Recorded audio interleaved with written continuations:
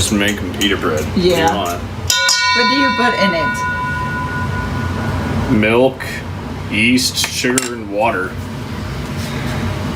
That's it. What is it called? It's just yeast. Now, what are you adding there? 640 grams of flour.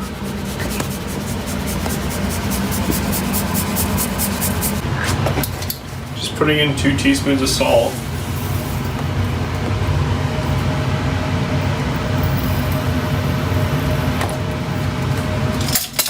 One teaspoon of dried thyme.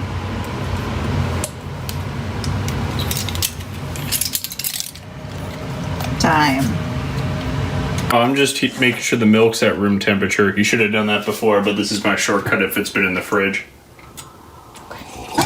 Adding 2 tablespoons of olive oil to the yeast, and then I'm gonna pour it in there.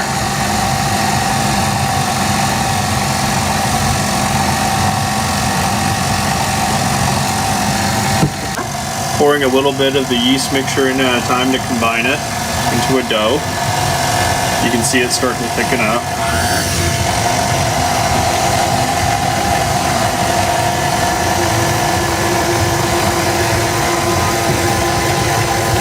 Now it's a dough, and we're gonna put on the kneading hook to combine, or to knead the dough for a bit. It's already combined together, so we just take that off, get all the nice pita bread dough off.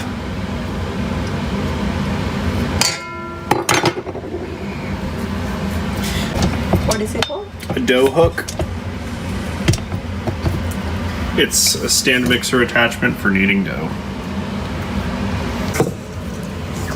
I'm just kneading the dough to make sure it's all combined before putting it with the dough hook attachment for 5 minutes.